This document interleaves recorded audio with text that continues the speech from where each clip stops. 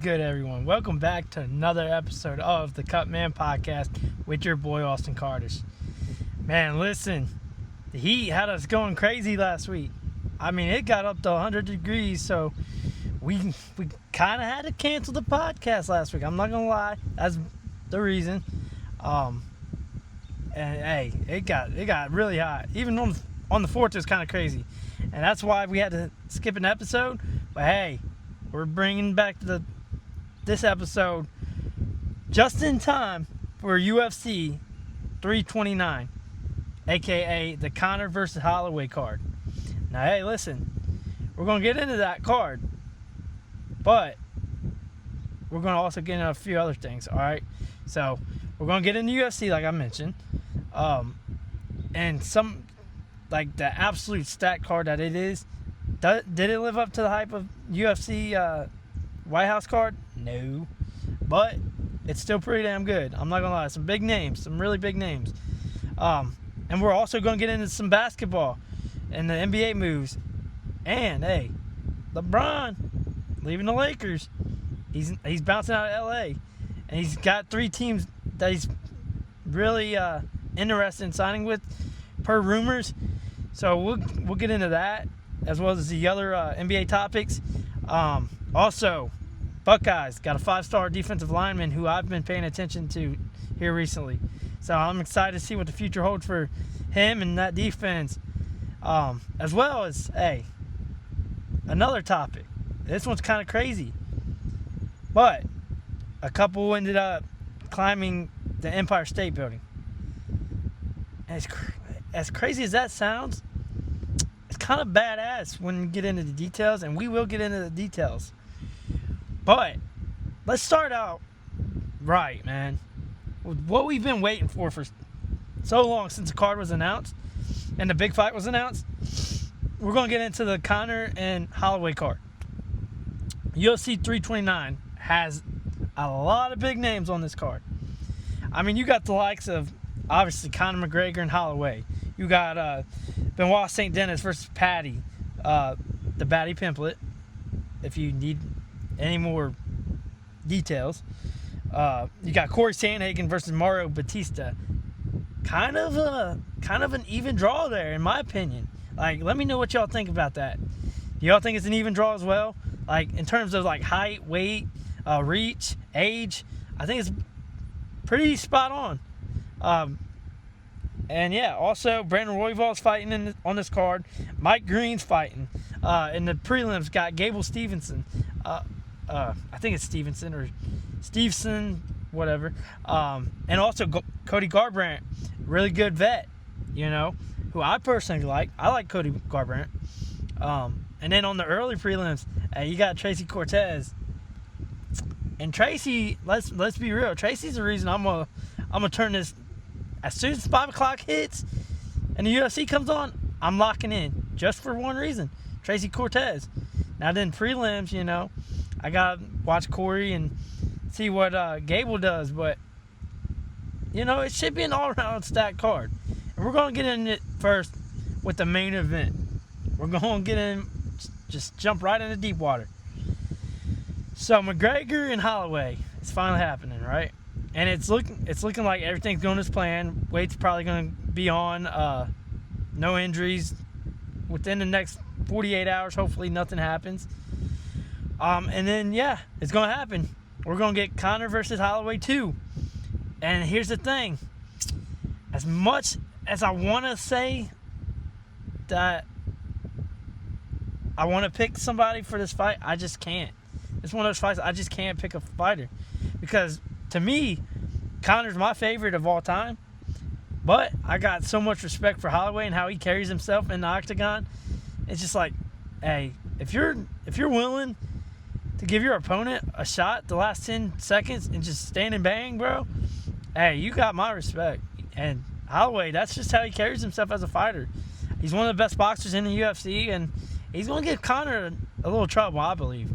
Like, and here's the reason I can't pick it, though. I can't pick it because, like I said, Conor's my favorite, and I got respect for Holloway. But my heart's telling me that I want McGregor to win, right? But my mind's telling me something's just telling me that Holloway's gonna pull it out somehow. Now here's the thing: I think Conor's gonna have to dig into his bag of tricks, and he's gonna have to wrestle a little bit to beat Holloway, because I think his wrestling's better than Holloway's, and I think that could be crucial in this fight, man. And I'm hoping it goes like down to the last 10 seconds and they stand and bang and someone gets knocked out, bro. I hope it lives up to the hype, bro. I swear. Like, it's one of those fights that it could easily go down as one of the greatest fights of all time if they put on the show. So everybody's got to be tuned in for this fight. I'm telling you, if you're not a UFC fan, and you're not a UFC fan after the White House card, this is the card you have to use, bro. I mean, you got McGregor versus Holloway, two absolute legends. So, but yeah, like I said, McGregor, I want him to win, don't get me wrong, but Holloway's just keeping me from picking, man. He's keeping me from picking. And obviously, I've always said it. There's one shot can be a knockout shot. And hey, who better to, have one shot than Holloway? So, I'm sure it's going to be a really good fight. I'm going to throw on the projector. I ended up getting one, and I'm going to throw it on, have Zach come over, and a couple other people, potentially. If not, I'll probably just grab more snacks for us, But hey, it's going to be a good night of fights. And then we're also going to get on to the Paddy Pimblett fight next, though. Like, I want to talk about Holloway versus McGregor all damn day. Like, it's such an exciting fight, man. But I can't. I got to move on. Unfortunately, I got to move on. But I'm moving on to a really good fight with potential. Paddy the Baddy versus Benoit St. Denis. Now, listen. St. Denis is a really good fighter. Don't get me wrong. But I think Paddy, with the loss he had last time to Justin Gaethje and the way he lost, just absolute domination, I think he's going to have to bounce back. I think this is a fight that, is really going to test him, but I think he's going to pull it out somehow. Like, it could go anyway. It could go submission. It could go knockout. It can go to distance. But I think Paddy's got to pull this fight out, man. He's got to bounce back. With all the hype surrounding him coming into the Gaethje fight, and then to lose like that, you got to come out and you got to be like, hey, I'm going to go ahead and win this fight and get back on the right track. So Paddy, he's got to find a way to win it. I don't care how it is, but he has to. Like, a tough opponent, don't get me wrong. A vet with a really good game, it's going to be tough. I'm not going to lie. It's not going to be one of them fights where he's probably going to dominate. He's probably going to be in a dogfight again. So, if Justin didn't teach him anything, then I don't know. You got to take something from that fight and build off of it. But yeah, that's going to be a good one, man. And I don't think it's for a title or anything like that. And I don't really think any of these fights on this card is a title fight, but regardless, still good fights. But yeah, Paddy's got to pull that out. And then we're going to get on to Corey Sandhagen and Mario Batista. Now, like I said, I think it's an even draw, and it could go either way. And if I had to play some money, probably go Sandhagen. But man, Batista's a dog too, man. He's a dog, and it's gonna be one of those fights. It's like you're gonna probably be on the edge of your seat, and this could go to distance as well. I don't know. I just don't know. Like I expect. There's so many good fights on this card. Like I mentioned, I can't really give a winner for this either. But if I had to just randomly choose, I'd probably have to go Sandhagen. And that's not anything against Batista.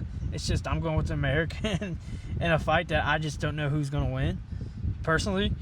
So, yeah, it should be a really good one. And the third best fight on this card might not be the third best fight on this card. Let's be real.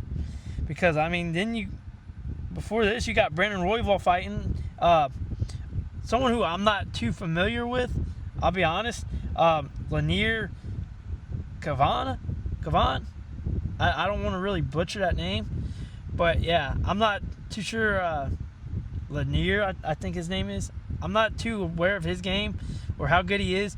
I do know that he is a little younger, and I think he's a little smaller, so that could hurt him. Like, I'm not one to be like, hey, I'm gonna judge the size of the dog in a fight. But I mean, you're in a combat sport. It's got to pay dividends somewhere. And then maybe Royval uses that. Now, I think he has struggled a little bit as well, if I remember correctly. If not, don't hesitate to correct me. Like, we're not perfect. None of us are perfect. And I'm not going to come out here and just say for sure that I know Royval struggled. Like, I know some fights he's kind of struggled in. Now, I'm not saying all of them, obviously, but we'll see if he can get it, bring his A game and beat someone like that. Or, hey, maybe this younger kid makes a name for himself and opens some eyes. Perfect time to do it, especially on a higher card or main card. So we'll see what happens with that. And like I mentioned, Mike Green's on this card against Terrence McKinney. Now, I'm not too sure who Terrence McKinney is or how good he is, but I know Mike Green's he's going to come out there and he's going to swing for the fences, man. He's going to try to look for a knockout. Now, he can wrestle a little bit, but I don't think his wrestling's like great. Now, maybe that's where McKinney benefits from. I'm not too sure. But regardless, Green could get a knockout if he lands a good shot. And he's a little older. He's surprisingly older. I think he's like in his like early 30s, if I'm not mistaken. So maybe that plays a factor in it with his experience and all. But hey, regardless, that's going to be an underrated fight, in my opinion, just based off Green alone. Like, maybe McKinney comes out there and he shows what he's made of. But yeah, I'm pretty sure that's on the prelims as well. And then Gable Stevenson. I'm pretty sure it's Stevenson. College wrestler. He's got a pro MMA record of 3-0. Yeah, he's probably going to come out there and wrestle, which his background says it all. Now listen, Bo Nickel, he's a wrestler. Was a college wrestler as well as Penn State.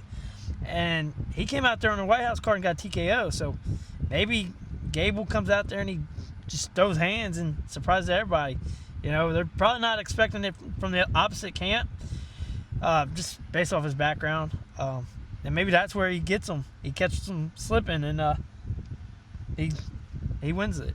Like, the name, he's got his own name, right? Like, if you're in the MMA and college wrestling and all that, you know who he is. But you still gotta live up to that name, man. You still gotta come in, put the time and the work in. So nothing's a guarantee, and we'll see if he can pull out a win and, hey, maybe get a couple wins under his belt and then go up to like the main card or something. I'm pretty sure he's on prelims, right? I'm pretty sure. I want to assume he's on the main card, but I could be wrong. Don't quote me on it. But yeah, man, and with that, it's just another like big name is Cody Garbrandt. Like, if you don't know Cody Garbrandt, or if it sounds kind of familiar, Cody basically made a name for his feud with TJ Dillashaw, and kind of how they went toe to toe in what was it? What is that? It's the tough or tough something. It's where they go and get coached up by UFC fighters and stuff in the house and everything. You all know what I'm talking about if you're a big UFC fan. It's not ringing a bell for me, but he made a name for himself there, and he's came out and won his last fight, and he's looking to build off of that and start a streak. And with the fact that he's a veteran, man, I expect him to win his second fight in a row, to be honest. Now, I'm not too sure who he's fighting. I can't remember exactly, but hey, it's Cody Garbrandt with his experience, with his ability to, his stand up. Hey, he's a dog, and his fight should be really good as well, just based off who he is alone. But we'll see. Maybe someone makes a name for themselves with Cody too. You never know. You really never know. And listen, I got some heat based off the whole Ilya fight and everything else and all that. And people are like, oh, go get a job. Listen, when you tell somebody to clock in as your insult, it's kind of lame. I'm not gonna lie, it's weak. And some of y'all's insults are getting just softer and softer as new decades come in. No, not only decades, but generations. Like, you're all the same generation that was eating Tide Pods and want to tell somebody to clock in and don't quit your day job because you give an opinion and you were wrong. Like, y'all are soft, man. Come on. But yeah, that's a little side note. And then the last fight that I'm kind of highlighting, Tracy Cortez. Hey, Tracy Cortez is fine. I'm just gonna put it out there, and that's why I'm watching the early prelims, because just for her. Now listen, as much as she's hot, she has struggled in a couple of her fights, and kind of sent her down to the early prelims. But this is a fight I think she can win, and she's gonna need if she wants to basically stop the. I wouldn't necessarily say a skid, but stop the, the vibes that's coming from her with the losses and the kind of iffy fights. Like I said, had a lot of potential coming into her career and started getting hyped up there for a while, and it just kind of died down with her losses, and that's just how it happens. That's how it works. But yeah, she's looking to get a win and get a positive. A lot of negatives.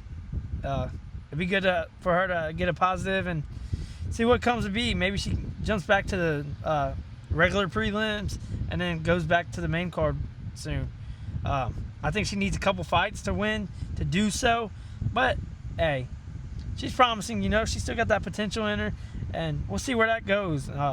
See if she can capitalize on a lesser-known opponent and someone who's not hyped up right now. We'll see. Maybe that's what she needs. Maybe she just need a reset fight and something to build off of.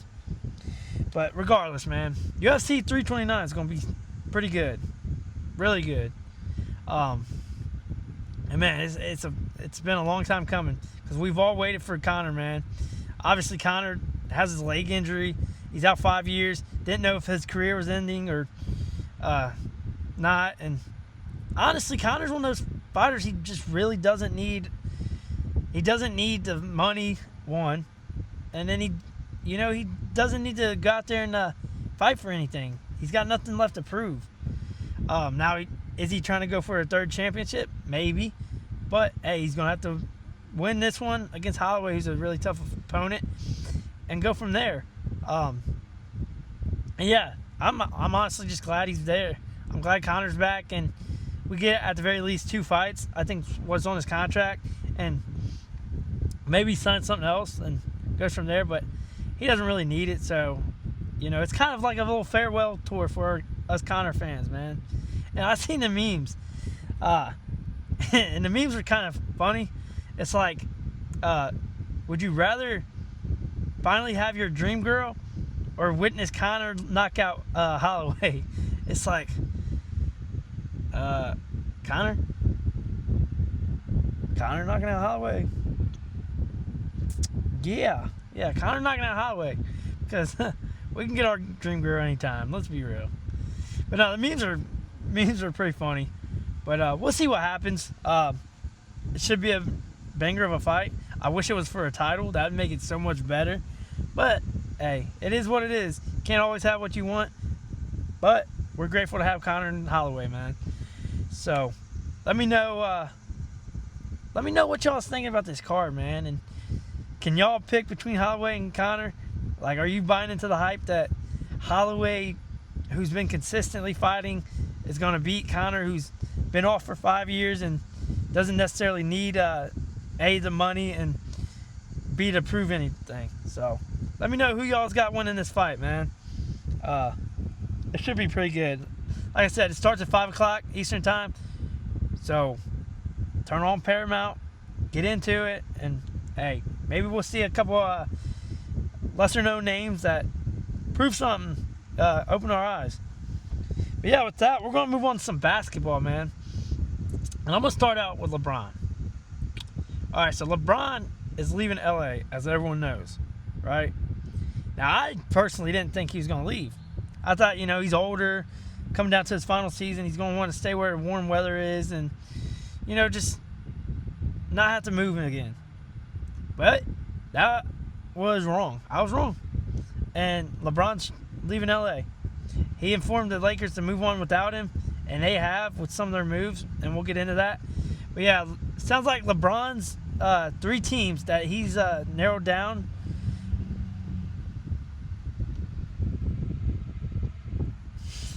Give it a second. Life's happening around us. But no, it seems like the 3 teams that LeBron's narrowed his options down to are the Heat, the Cavs, and the 76ers. Now listen, we could get a reunion with the Heat or the Cavs, which to me, I don't think he's going to go to either one of those 2. But I was wrong last time when I thought he wasn't leaving the Lakers, so I could be wrong again. And the reason I say that, listen, the Cavs, they got Donovan Mitchell, who they just re-signed to a big extension. They have James Harden, who's a free agent, but he's probably going to re-sign with them. He's just waiting for LeBron's word to see where he goes to try and help with the cap situation. Yeah, so you basically have Harden and Mitchell with Jared Allen and Evan Mobley, right? Which, pretty solid. Don't get me wrong, pretty solid. But I think if LeBron goes there, and if LeBron goes to the Heat, who have basically Mitchell, Davion Mitchell, Giannis, and Andrew Wiggins. You got Bam, but you kind of traded some of your young core away for Giannis. So I think LeBron would really have to step up his game in both of those places, as to where if LeBron went to the 76ers, I think LeBron would be a lot better suited there, because he would slide into the starting spot, and he wouldn't have to be the scoring option. I mean, we're talking about LeBron potentially having to be the 5th scoring option. You got Tyrese Maxey, B.J. Edgecombe, you got Jaylen Brown, and then you got Embiid. So you're looking at LeBron not having to go out and do all that random stuff and go from there. And he won't have to be the 5th option. So I think that would better suit his game, be better suited. But yeah, I see LeBron, bro. I see him going to the 76ers. Now maybe doesn't. Maybe he goes, hey, I'm gonna go somewhere, that I could be a scoring option. Which at this point in his career, I think LeBron doesn't need to be that. I think LeBron needs to be basically a glue guy, I guess.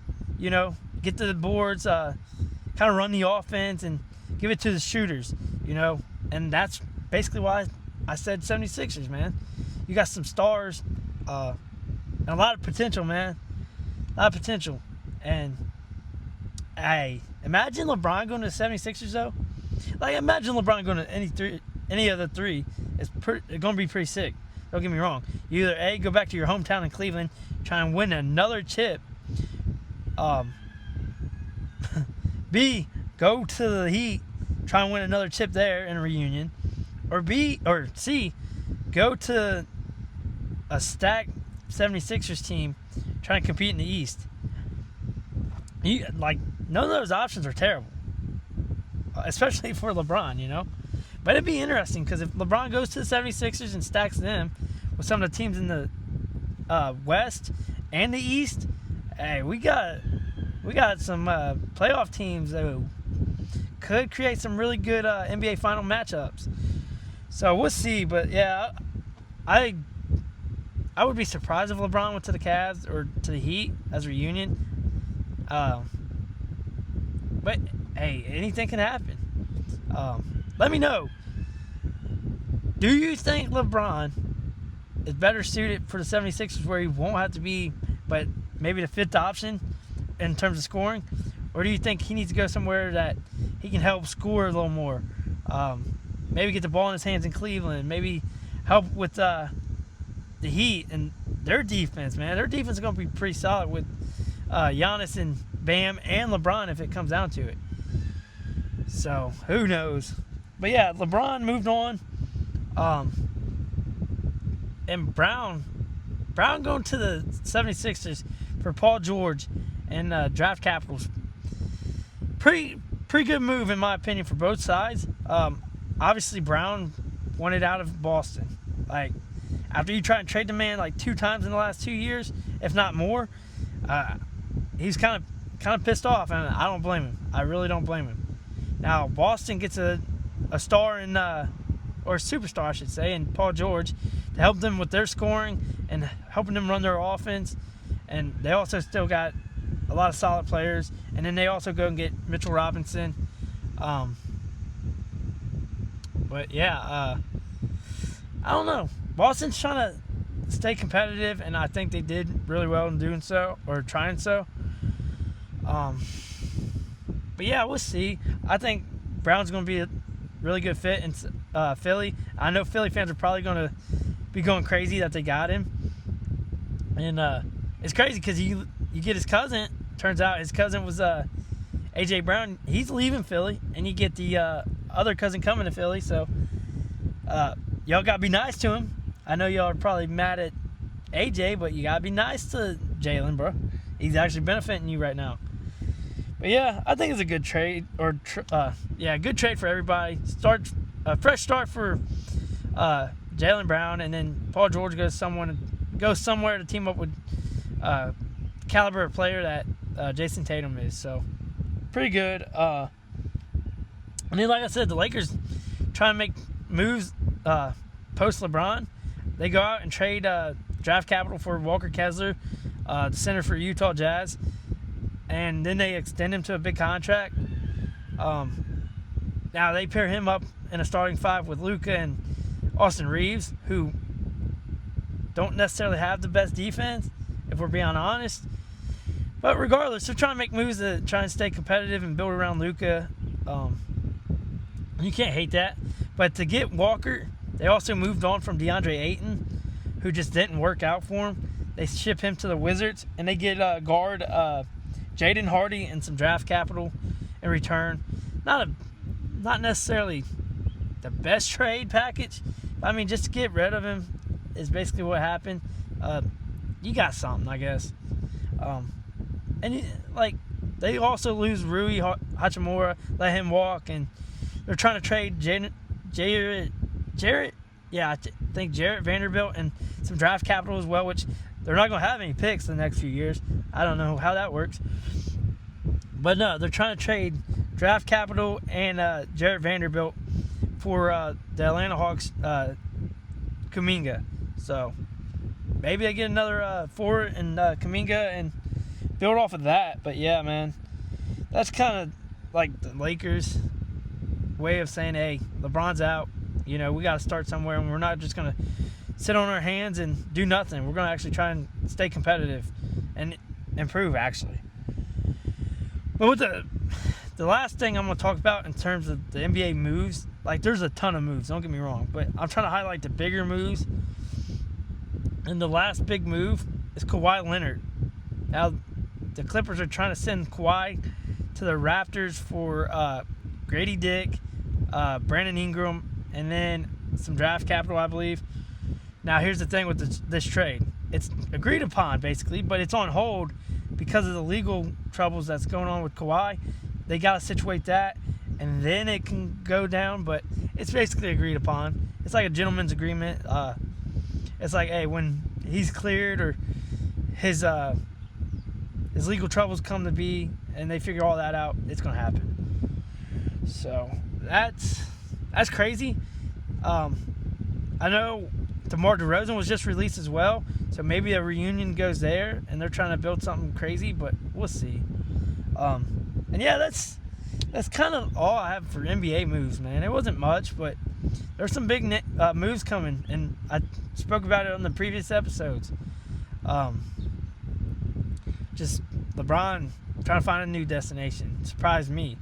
Kawhi getting traded. We kind of figured he's going to the Raptors, but we'll see when that actually goes through, and then as well as everything else that happened. So good moves, gonna make the NBA pretty exciting to see. And then you get the next topic that I'm going to talk about, and something I'm actually excited about. It's going to benefit the Buckeyes. So the Buckeyes end up getting 5-star defensive lineman Marcus Fakatou. I think I said that right. Hopefully I didn't butcher that. But this dude is a dog, man. When I say a dog, I've been paying attention here recently to his YouTube and basically how his visits panned out. But it's down to like Ohio State, Notre Dame, Georgia, and I think Texas, which some tough competition to get commitment from. Now listen, obviously he can still decommit and all that. Crazier things have happened in those regards, and we'll see what happens. But yeah, this kid is 6'6", 275, and he's flexible enough to play multiple defensive line positions, and I'm pretty sure he wants to. And that's kind of how his commitment went. Like, some coaches didn't want him to play 2 positions, and it's kind of like played a factor in him not wanting to go there. So, hey, that's exciting, man. I mean, you got players like him, Chris Henry Jr., you got Brock, the receiver, man.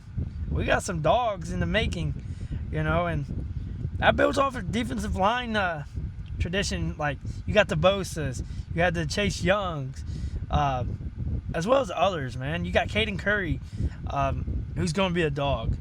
So it just builds off of it, man. It gets crazier and crazier. Now, he's a 2027 commit, so obviously we got to wait for that class next year. But hey, man, this kid has some potential, man. Some real potential, and he's got the potential to be even better than all those guys I mentioned on that D-line. So we'll see how it pans out. See if he lives up to the hype, and which I'm sure he will. But hey, Ohio State's got him a dog, man. And I'm excited because I was following, hoping that Ohio State was going to do well by him, and the pieces were going to fall into place, and they did. So thank God, man. It's good to be a Buckeye fan, and hey, hopefully continue to make great defense. We lost a lot, so we needed this, man, and we got it. Thank God. Whew. But man, I'm gonna take a second to just breathe, man. It's crazy. The weather's crazy.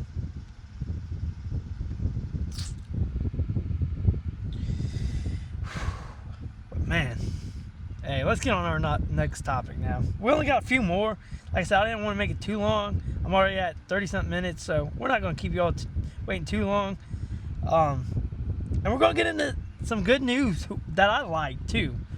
And this is regards, damn, bro, there's just all kinds of bugs. Like, I don't know what's going on this summer, but there's bugs like I've never seen in my life that are coming out. Like, if it wasn't bad enough that we had to deal with ticks and everything going on with them, you get, bees, you get ants, you get spiders going crazy. I've seen some crazy-ass spiders just walking down the street. Like, I don't know what's going on, but the bugs this year are insane. I'm surprised we don't have no cicadas. I'm surprised, honestly. And, hey, I might have just jinxed us. I'm sorry if I did, but who knows? They could come out anytime now. But, nah, that was a side note. Let's get on to it again, though. Like I said, another topic that I like, and some good news. The MLB has decided that after a few years of trying a new format, they're going back to their old format in the home run derby with canceling out the clock. So batters have more time now to take more pitches to get the right pitch that they like and to put in the stands. I like that because I felt like the clock just rushed hitters, and that left a lot of home runs on the table because, once you start getting in a groove, you're all right. But if you can't find a groove and you're sitting there getting rushed, you have to call a timeout. You have to basically pace yourself that you didn't you didn't think you were even gonna have to do. So, hey, I like it. We're gonna see more batters taking more pitches, and we're gonna see some bigger home runs. I'd assume, and maybe that helps get a couple more big names in the Derby. So, but yeah, I like that. It was random, but I think that's something to build off of, and makes the home run derby a lot better, man. Brings back some old vibes, man. And we'll see how it pans out. But yeah, that's kind of why I should say that I'm excited for that news. And yeah, hopefully they bring some more tweaks to the All-Star game as well. Now Chase Burns and Sal Stewart made the All-Star game, and Burns has the opportunity to start potentially, so hopefully he does. He had a decent quality start his last game, but yeah, hopefully he gets a start, and that'd be a first red in a long time, I would think. I can't even remember who the last red was. Maybe Cueto, if that. So yeah, some exciting news in the MLB. Let me know what y'all think about that. Are y'all happy that the MLB decided to take away the clock in the home run derby? Because I am. I think it was needed. I think it's going to allow for more excitement in the derby and make things a little more competitive, honestly. So, but yeah, that kind of wraps up the sports, man. That wraps up the sports, and we're going to get into a little 4th of July, man. Hey, we had a really good 4th of July. Now, me, Zach, and Zach's fiance, we went in and spent some good money on fireworks. I mean, a couple hundred. Like, I spent like one something. They spent a few hundred each. So we had a decent amount of fireworks, and hey, man, we had some crazy things that we didn't even know what they were going to do, and turned out to be decent. Now listen,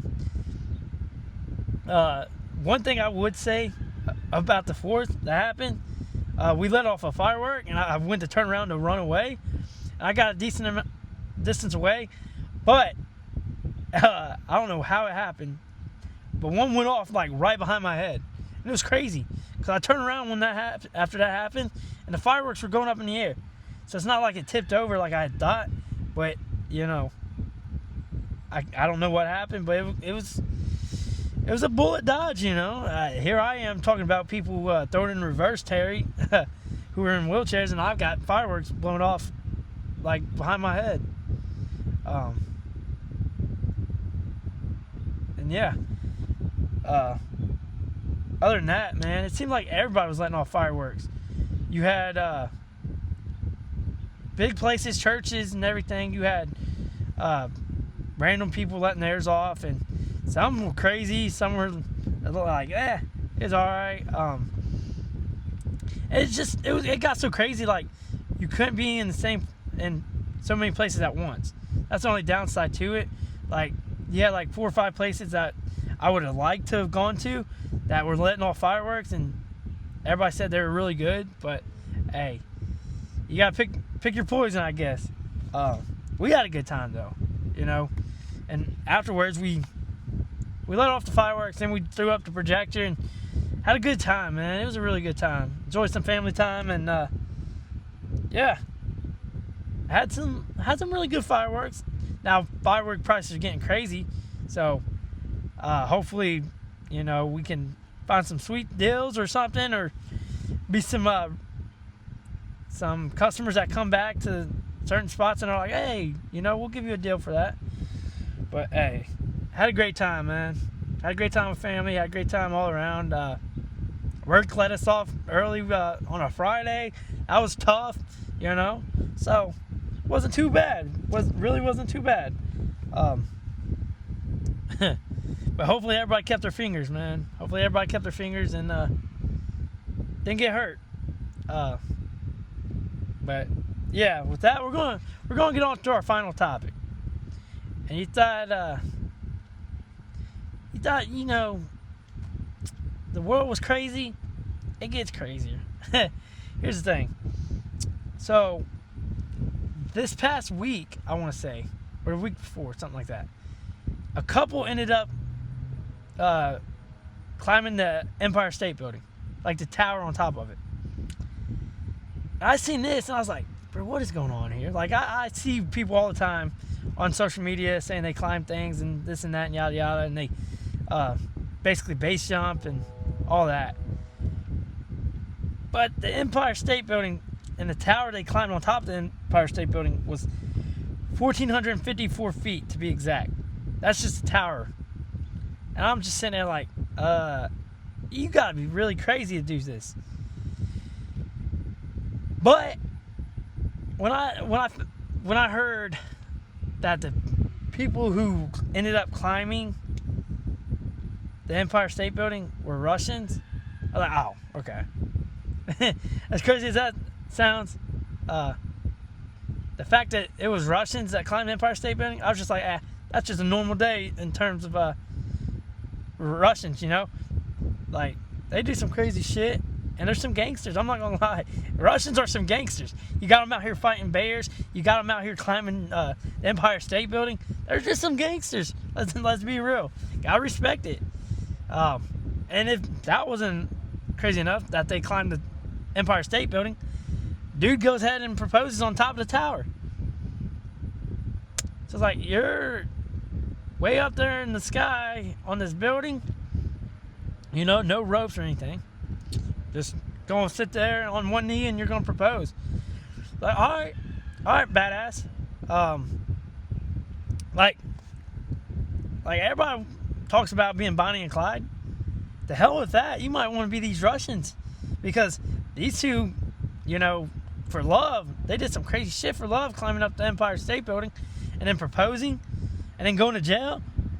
It's like, all right, I gotta respect it. I can't hate on that. But yeah, man, if you know, you're wondering if someone loves you, just have them climb the Empire State Building with you. You know. But man, hey, shout out to them though. Like, I don't even know their names, but shout out to them for having the courage to do that and going through with it. And then, hey, shout out for him for, like, hey, surprise, you thought this was crazy, we're gonna go ahead and propose. But man, world gets crazy and crazier, man. But yeah, that's gonna wrap it up. Now listen, please, for the love of God, watch some UFC this weekend. Show some love. And hey, throw all your money on Holloway so I can take Conor. Throw all your money on Holloway so I can take Conor. Now, that's just a bet. That's obviously me not picking a fighter, like I said, you know. But yeah. Watch some UFC, man. Watch some UFC and go from there, but maybe we'll get a LeBron decision soon. Now, maybe it's like the Heat. Oh, I'm taking my talents to South Beach again, you know, or something like that. But who knows? It'd be interesting to see where he goes. And maybe he narrows it down to 2 teams, you know. Maybe it's like, hey, we're going to take the Heat off the radar and we're going either home or we're going to Philly. But I think he should go to Philly. Regardless if you hate or love him, I think LeBron should go to Philly. But yeah, man, I'm glad we're back, man. I'm glad we're back in time to give you a little Conor McGregor, Max Holloway talk and everything in between. Let me know again, like I always say, let me know if there's a topic or anything you'd like me to talk about. If you want me to discuss your favorite team or not, I'm down for it. I'll be honest. I'll be completely honest. If you're a Browns fan, like my boy Hayden is, hey, Browns suck.